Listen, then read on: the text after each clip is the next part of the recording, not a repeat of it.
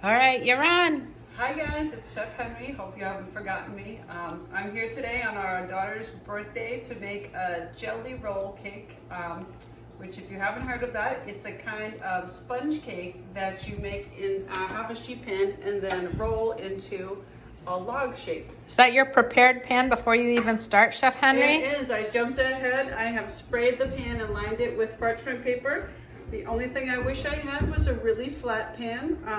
Whenever you do a recipe like this, it's nice to pick your flattest pan. We don't have any, but if I did, if I did, that would make my cake just even more perfect. Nice. And I've got a large offset spatula because it's going to be important to work quickly once this cake is really fluffy to spread it as fast as possible. So your mise en place looks really good for both equipment and all of your ingredients. And my oven is preheated to 350 degrees. Whenever you make a cake with whipped eggs, it's really important that you get it out of the mixer and into the oven as fast as possible so you don't lose the air bubbles that you've worked so hard to create. So Chef's gonna work really fast making this egg foam cake, and this is an especially delicate egg foam cake because of the fat in it with the whipped eggs, which you know will deflate the eggs, like Chef Henry said. So I have sort of a nerdy pastry chef that I really like, who's sort of a food scientist. So I'm trying out her recipe because she's really brilliant and everything she does is awesome. So what she's asked me to do is to start with 4 large eggs and combine that with 1 cup of sugar. As you know from your custards unit, if you put your sugar on top of the eggs, you have to start stirring. So I had to start stirring so that I didn't cook the eggs. To that bowl, I'm going to be adding the leavening. She has both baking powder and baking soda in this cake. Right. So I'm going to be adding 3/4 of a teaspoon of baking powder. And these are our chemical leavening agents that are gonna help stabilize this cake and give it some good leavening action. I think it's interesting that she has you add it at this point as opposed to folding in with the flour. Yeah, we just watched something about pound cakes that said that putting your leavening in at this stage doesn't hurt the leavening, but really helps it get well combined in the recipe. But we saw that in creaming. I think that makes sense. Let's get my salt in there. Especially since we're going to be folding it really carefully on the other side when we're done with the cake. We really don't want to have to stop and say, oh no, the baking powder is not blended in. So I'm in my stand mixer fit with the whisk attachment. Mind my egg all up the side here, I'll wash my hands. All right, you guys, we're gonna look at this mixer from the top down And I'm in a going minute. to turn the mixer on, just low for a moment just to get it sort of working. Now I'm going to take it to medium-low speed. And it's important when you work with egg foams that you don't start it high right at the beginning. If you make the bubbles too big at the beginning, they'll get unstable and they'll collapse. So if you ever think about doing bubbles when you're a little kid outside and blowing the bubbles when they get really big, that's when they pop. So we're going to go for 2 or 3 minutes on low medium speed to build a stable foam, and then we'll increase to a higher speed. Nice. While I'm doing this, I'm noticing a little bit of the dry ingredients are stuck on the side there. I'm going to pause and scrape it down. Well, scraping's always the best. It's a pastry chef's best friend. And that just, for some reason, clung to the side of the bowl. So whenever I see something that's not where it should be, I reach for my rubber spatula. I liked that technique of using the whisk to scrape off your spatula, Chef. Oh, thank you. So now I'm going to let it go until it's sort of small bubbles for about 3 minutes. And then I'm going to increase the speed to medium-high and give it a good long whip for about 5 minutes. Yeah, it's hard to be patient with this, right? I've seen students jump in and try to get the volume fast because they're excited to make their cakes, but if you don't take the time to make your stable foam right now, you're really gonna suffer and your cake won't be as fluffy. Or I should say your cake will suffer. Hopefully you won't suffer. So you can see that the color is really, really dark yellow still, right? That's the sugar and the eggs. It's starting to look foamy. It has very small bubbles, but it really looks more liquidy than any kind of foam so far. It's just got light bubbles in it. Almost looks like omelet mix at this point. Yeah, that's a good example. So again, about 3 minutes until the sugar is fully dissolved, and this looks smooth and runny with just some small bubbles. And only then can we increase the speed. One reason it's important to dissolve your sugar fully when you're whipping eggs is that if it's not dissolved and you start really trying to stabilize your egg foam, that the pieces of sugar, if they're not dissolved, can rip little holes into your bubbles and it can deflate it as well. So again, we're just trying to be as careful as possible while we make this. We have other methods that are similar to this where we're trying to dissolve our sugar. We have Swiss meringue where we dissolve our sugar before we whip it. Or when we're making other meringues, we might add our sugar slowly so we don't overwhelm it. But it's a really fun method. You can see our mangoes. Chef and I like mangoes. They're delicious.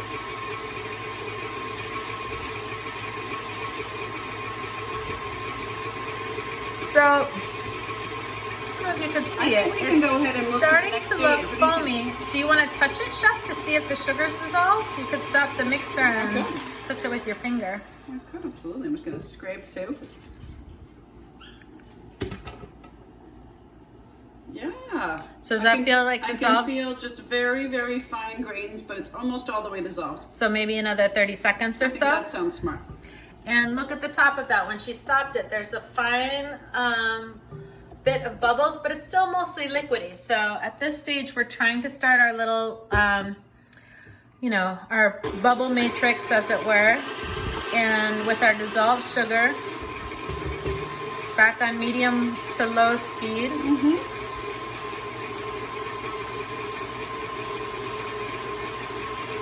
Sometimes, not with this, but with a Swiss meringue, when you're trying to dissolve the sugar, if you don't dissolve it all the way, it can also taste grainy or look sort of funky when you cook it. And some of us made Swiss meringue last year for our Dominican cupcakes. Oh, that's nice.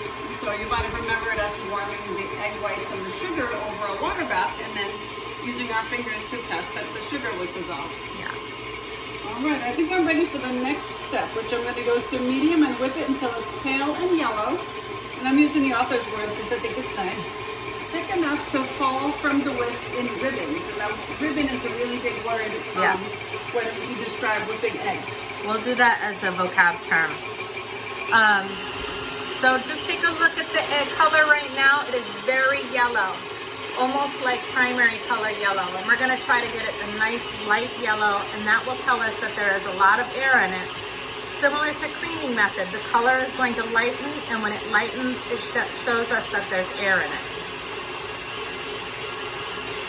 Yeah, we do have a lot of whipping ahead of us. We may have up to 10 more minutes of whipping before it's done. Oh my goodness.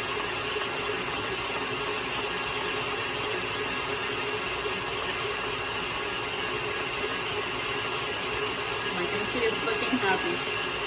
10 minutes? My arm's gonna fall off holding this.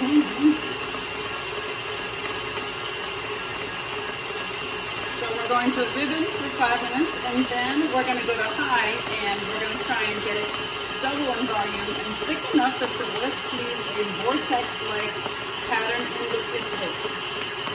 Wow. So we're going to have our very own total vortex here. So again, we're on medium speed, we're not on high speed, and this is giving us a nice stable bubble. It's only lightened a little bit, it's still pretty dark yellow. You can hear the sound is changing. The mixture is making almost a slapping sound. Yeah. As it's starting to get that ribbon. You can actually tell a lot about a recipe just by listening to it. Yeah. Yes. In the pastry kitchen, all of your senses are very important, right? We listen for things, we smell things, obviously we taste things. We touch things to see if they're the right texture. It's a really good test for doneness, is touching them. So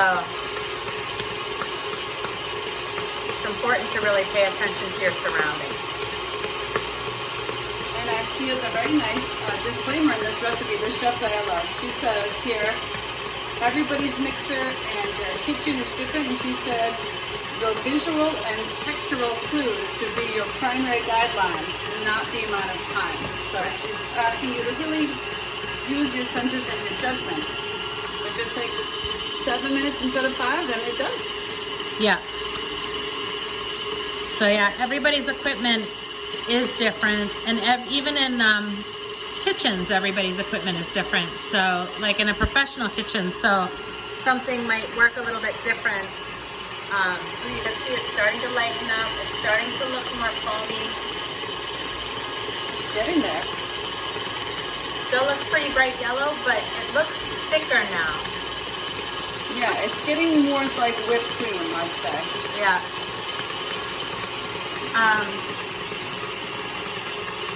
So it's important to pay attention to sort of how your equipment is doing. So yeah, we're not quite ribboning yet, but we're almost there. Maybe 2 more minutes at this stage.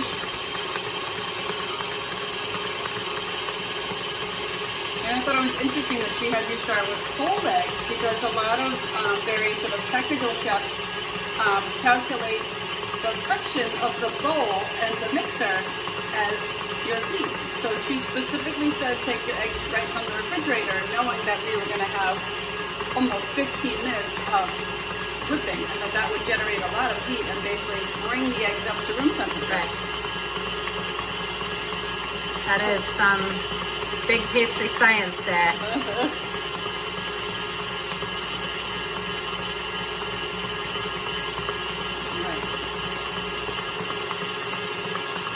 What's nice is that I don't see any chunks of egg yolk in there. You know, just one or two tiny little yellow drops, but that means I didn't let my sugar and eggs sit for too long.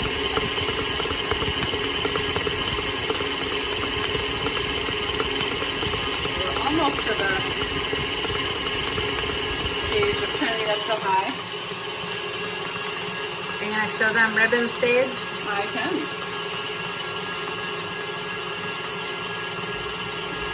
What number am I on? I'm tempted to go up one more number. Would you call that medium high, Chef? I think so, yeah. And everybody's mixer is a little different on medium, and sometimes 6 feels like 4 and so on. But yeah, it's starting to really get a shape. Yeah. And also you can see that the color is lightened up. If I touch the bowl, it's still quite cold. Yeah.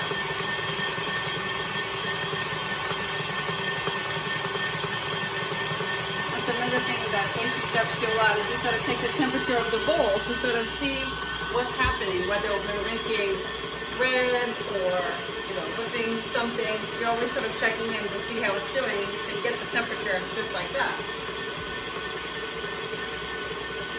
Now we're getting very close to ribbon stage.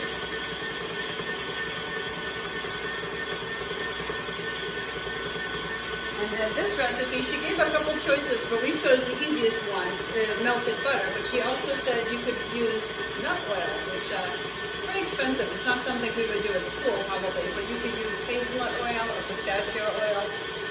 That's something a professional pastry chef might do, wouldn't you say? Yeah. Especially if you were doing a dessert and you wanted to take the flavor of the nut into account. Like maybe you're doing a pistachio dessert with like a lemon filling. You put the pistachio oil in the sponge cake. But a little container of pistachio oil this big might cost you $10 to $12, so it's not something that everybody wants to use. Hey, Chef, I think we've got some certified ribbon here. What do you think? So you can see it's really making a shape. Would you like me to stop and Yeah, that sounds great. So don't want to lose my momentum, so I'll go quickly, but ribbon is when you can pick it up, and then you can draw the letter R with your bad handwriting, So it's I just don't know, coming up to maybe another minute. Yeah, another minute. I was getting too hasty. So yeah, you write the letter R, and it's just supposed to be disappearing when you finish writing it. Like it'll disappear back into it. Yeah, it won't stay after the fact, but you can get through the whole letter. And I only got through like 2/3 of it, and then it was kind of petering out. And that's okay. You guys would have fun doing the letter R in your cake batter.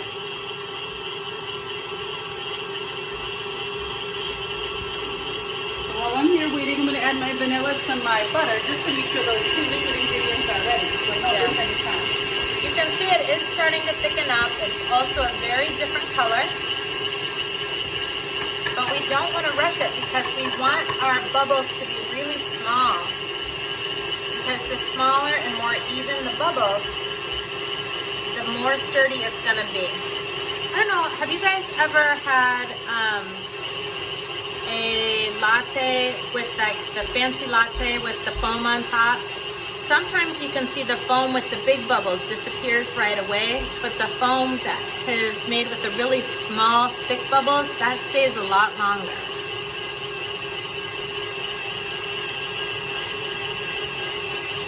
I think that's looking more promising. How do you feel, Chef Hanson? Man, I would give it another 30.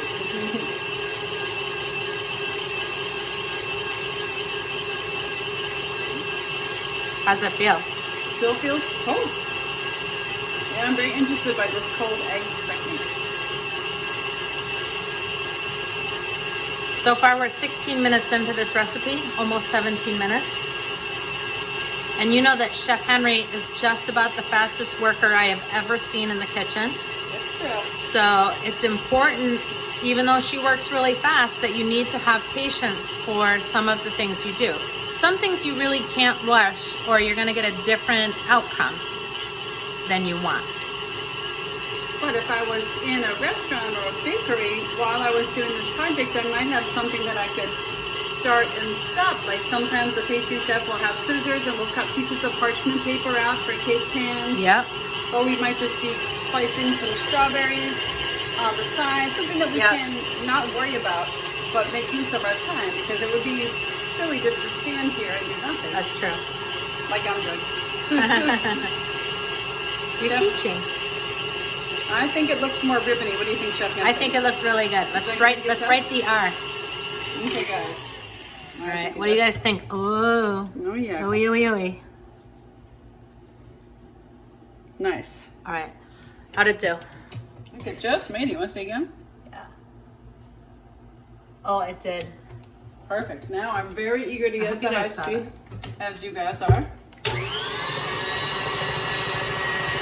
So now look how thick it is as it goes to high speed. It has that nice fine bubble matrix, and it can add more volume now.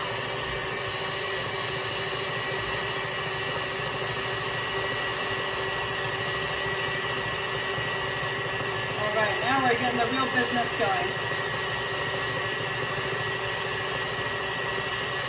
It looks thicker. And it's again making a different kind of sound. It is.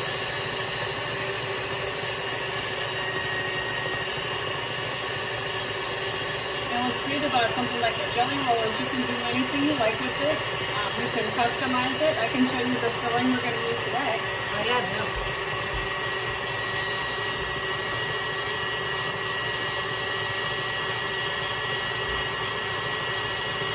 Oops.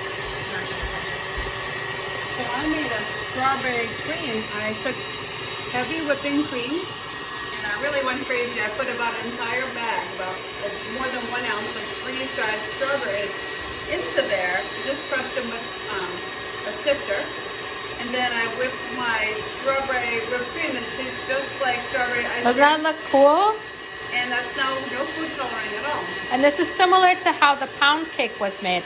Chef, where did we buy those organic dried strawberries? At our favorite store, right? Just at Market Basket. These are pretty easy to find. They often have them with the dried fruit. Yeah, I was with the dried fruit at Market Basket.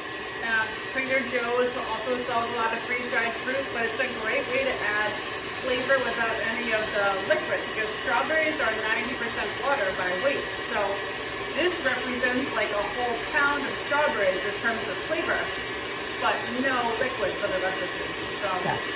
this is just beautiful, bright red whipped cream. So I'm really excited to put that inside the cake. Nice. Let me see if I have any.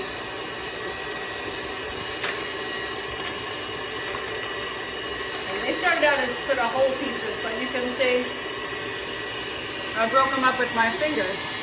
They're really fun. You can do so many things with them. I've put this into meringues too. I've made freeze-dried meringues, fruit meringues. Yeah, we've done that with strawberries and raspberries and blueberries, right, Chef?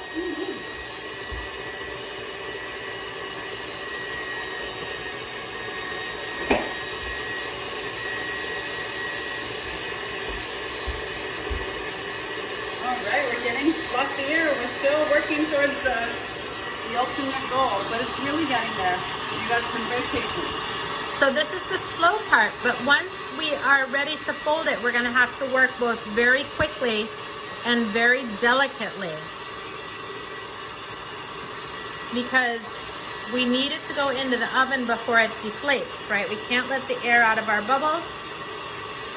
We get what we get.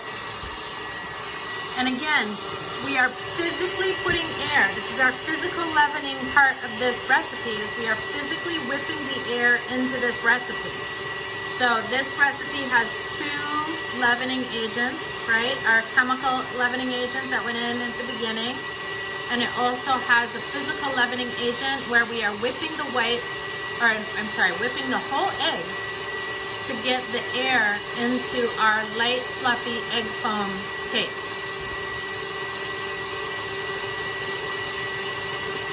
Really looking nice. I think this is gonna be a great cake.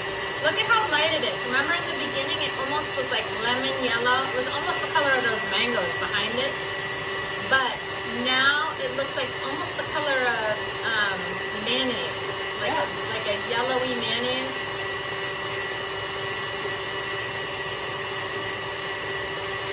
Almost looks like mayonnaise. It really does. Not even gonna lie. So now I'm looking ahead at the recipe to make sure I'm ready for that really quick next step. So what I'm going to be doing once it looks really good is I'm going to reduce the speed to medium-high so I don't flick the butter everywhere. Very quickly add my melted butter and vanilla. And as soon as that's in, I'm going to turn the mixer to low and put the flour in. I'm gonna fold the flour in. Do you fold the flour in or do you add it to the mixer? See, as you start with the mixer and then use the whisk attachment to give it a few strokes. Oh my goodness. It is a nice technique too. Chef, we were just remembering about how you told kids not to overmix things. It was very, very important. And I was saying with cakes, mixing is extremely important. Yes. One of the most important things to mix. I think even more than the recipe is the technique. Right. It really is getting nice.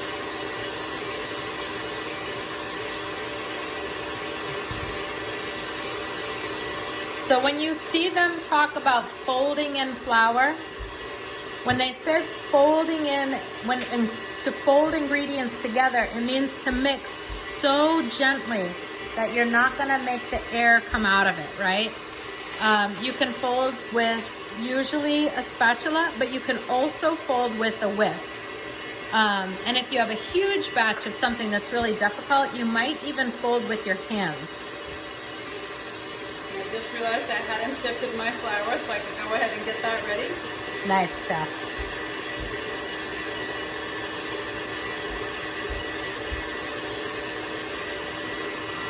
Just gonna take a peek at the mixer again.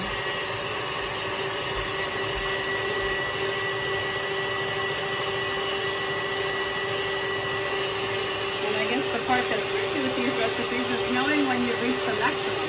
Right. Does that look vortexy to you? I think we're getting close to the maximum. What do you think, technically? Well, I trust you. You're much better at this. I don't know about that. And what's important is that I melted my butter before. I want to make sure it's a nice temperature.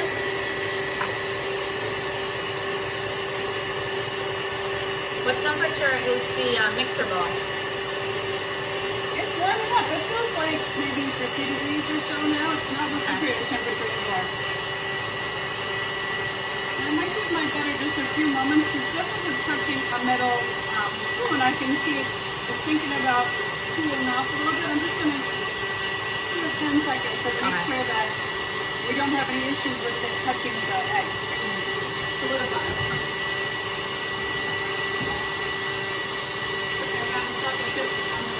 No. No, it's your fault.